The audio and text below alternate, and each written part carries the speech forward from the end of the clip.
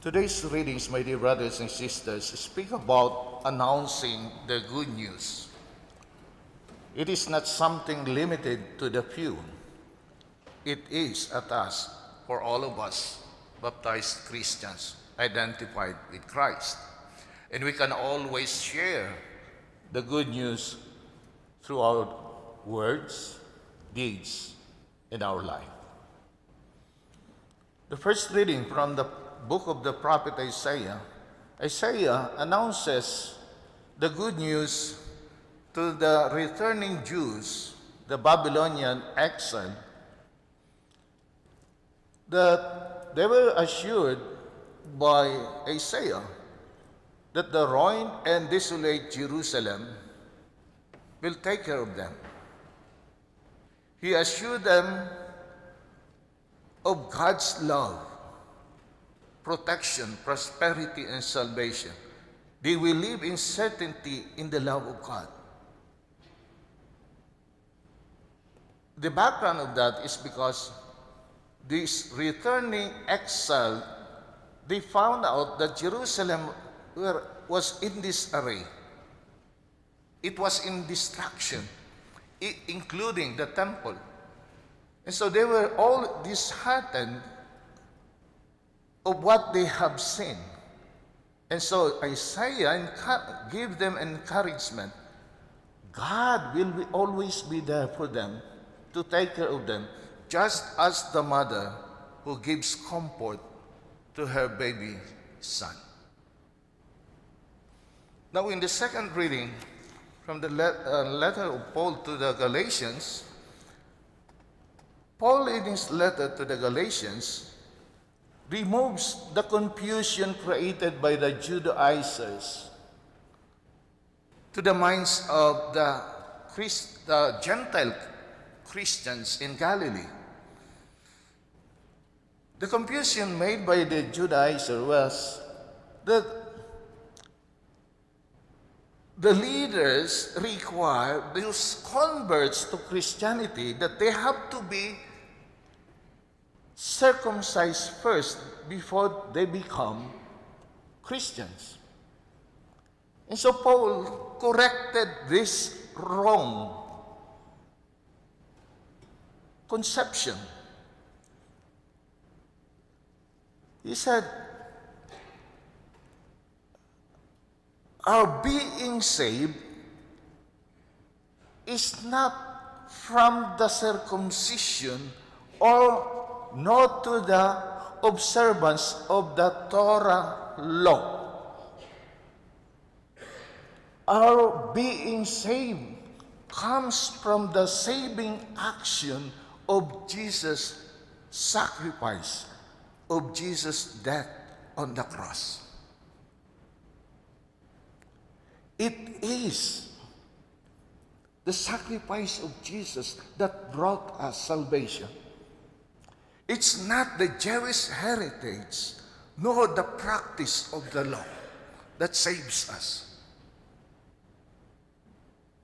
And so this is a reminder for all of us that as Christians, it is our mission to proclaim and bear witness to the saving power of Jesus' death on the cross. We will only be saved by bearing witness to the truth, living our relationship with Jesus brought about by Jesus' death and resurrection. Now in the Gospel, Luke describes to us the fulfillment of the prophetic promise made by Isaiah in the first reading. When Jesus commissioned the 72 disciples to preach the good news of love and salvation to the different towns and villages he is about to visit. In the missionary journey, he gave them travel tips. Be a walking witness to God's providence, living simple life, relying only to the providence of God, to the hospitality of others. You have to preach the good news and heal the sick. This is the mission given to the 72 by Jesus. They don't have to bring anything except sandals for protection. They do not even have to greet anyone along the way, nor bring socks, nor food, nor clothes. Why? Because the mission is urgent. The kingdom is at hand. You have to do it right now. The kingdom is at hand. Do not delay. The kingdom is coming. Do not bring anything that will delay your mission. Just rely on the providence of God. And so, my dear brothers and sisters, as faithful Christians, we are to continue the proclamation of the good news to others. This is the instructions given to the 72. And we are given that instruction also that we have to carry out. It is our job, it is our responsibility. And so we should not lose the current opportunities given to us to be His apostles, to proclaim the good news in words, in deeds, and through our life. We should avoid giving counter witness the practice of supermarket Catholics. Supermarket Catholics are those people who proclaim publicly that they are Catholics, and yet they support abortion, gay marriages,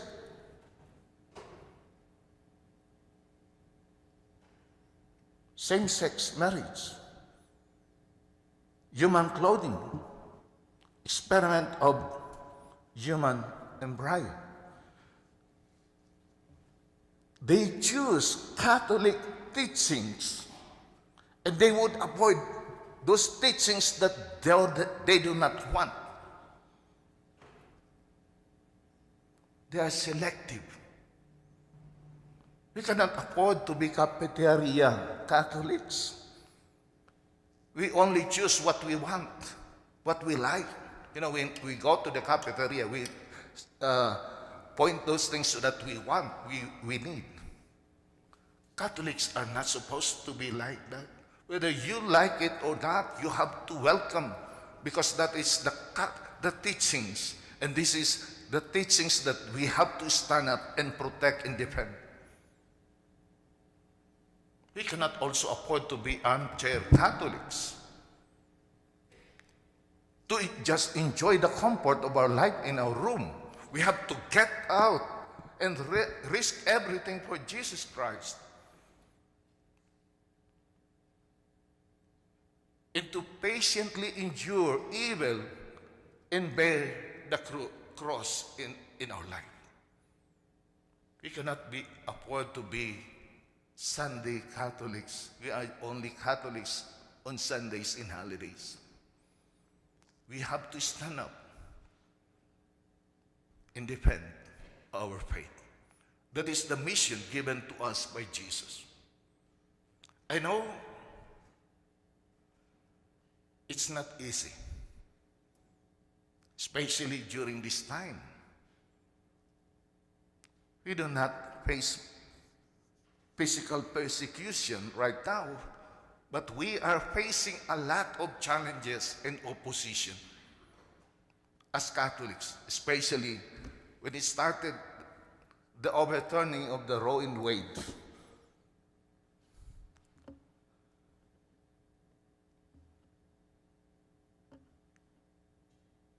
We need to stand up. I know it's very hard, but yet we are not alone.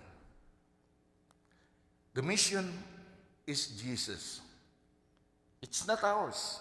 We just share and participate in that mission. So because it is Jesus' mission, I know He will never abandon us. He will not leave us alone.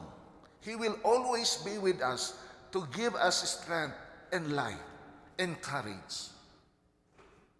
And we can always start the proclamation of the good news in our family. When husband and wife live in mutual love and respect, raise their children in the spirit of obedience and service, disciplining them through forgiving love, and teaching them through persistent example to pray, love, and help or sharing the blessing. Do not be afraid. We can always start within the home, in the family. Start it with the children.